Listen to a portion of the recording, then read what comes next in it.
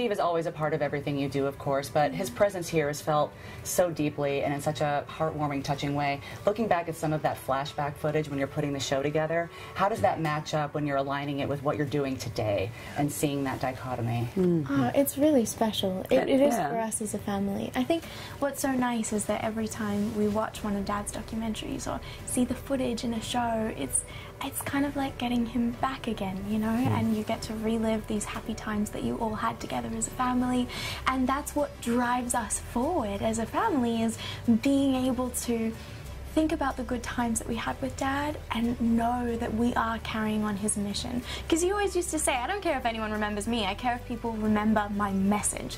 And that's what we want to make sure continues on into the future. His love of all animals, like Robert says, it wasn't just the cute and cuddlies, but animals like crocodiles and sharks and cobras that may not get that same love and respect. And it is really special to see that we are, you know, living in Australia Zoo like we did when Dad was around, and we're continuing his work like Dad would have wanted, and it's really special for us. And Robert just looks like him. I so know, that's just cool. look at Robert. Yeah, I know. yeah. But I think that's the cool thing about the show. Like, Crikey at the Irwins almost seems like, in a way, it's like a continuation of the original Crocodile Hunter documentaries.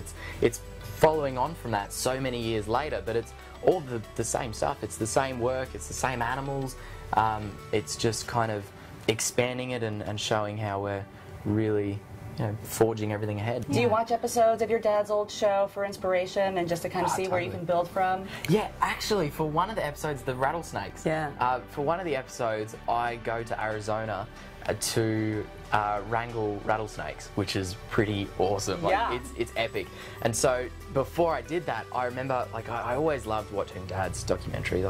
I as a kid, it's some of my earliest memories. But I specifically watched all of the episodes where he was wrangling snakes and rattlesnakes, and just to see how he did it. Because even all these years later, you can look at the techniques he used, and just that affinity that he had, you can really, I mean, for me, learning all the ropes on how to work with everything, I can pick up a lot from that. So But it was I love funny. watching all those. It was funny watching you watch the shows because you kept yelling at the television, "How are you doing that? How are you not getting bitten? And then This is after insane." Robert successfully, I will tell you that Robert was not tragically killed by a snake. Yeah, we're going to spoil it. He yeah. lived. I lived. But Give away the ending.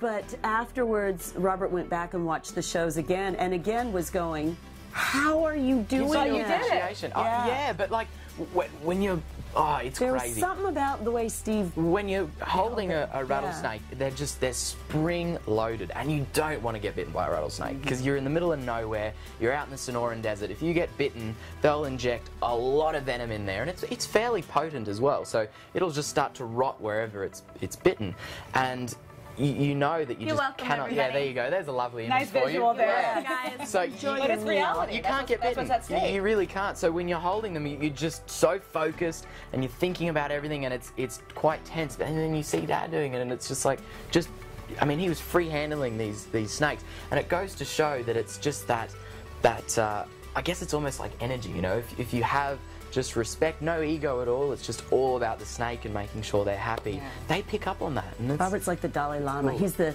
snake whisperer. Robert Lama. Bindi's most like the Dalai Lama, though. You're very like peaceful. She's very zen. She is. Yeah. Terri, when you dedicated yourself to carrying on Steve's legacy with your kids, how did that initial vision match with what you're seeing come to fruition today? It must be beyond your wildest dreams. Oh, it's amazing. And I know Steve had said to me, if anything were to happen to me, would you just make sure the zoo continues? Because it's, you know, my love, my home.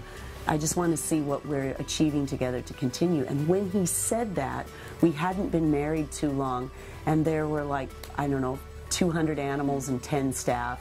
And now we've got global conservation programs, nearly 1 million acres of protected habitat, a wildlife hospital, 462 staff, nearly 1,000 acres where the zoo is.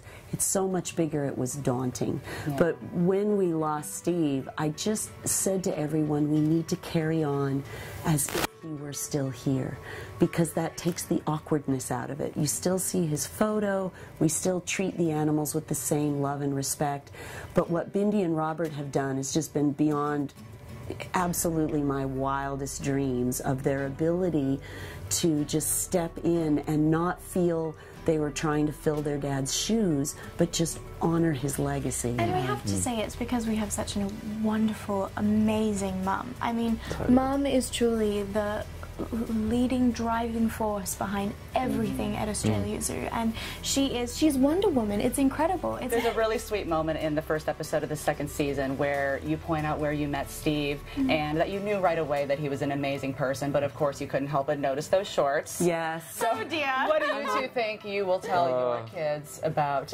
your dad and maybe where you met Chandler? Yeah, that's a really good question. I actually love that question. That's really special. I think that for us it'll be really fun if and when we ever have kids to be able to share our stories of Dad, and then also to be able to share the footage. How lucky are we that our whole lives were captured on camera? Yeah. So we get to press play, and in a way they'll get to know him, because who you saw on television is exactly who Dad was.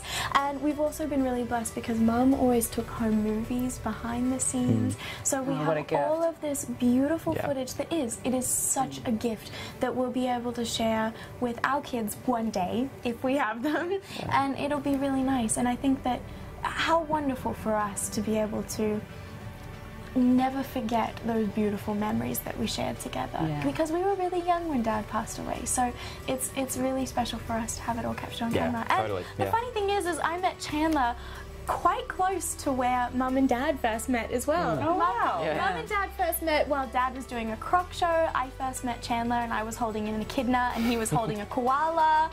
Quite close to each other. So it's really special that, it's kind of life. It's really cool. Always echoes. So it's nice. If you love that video, you're going to love everything on the Access YouTube channel. So hit the subscribe button. You can thank me later.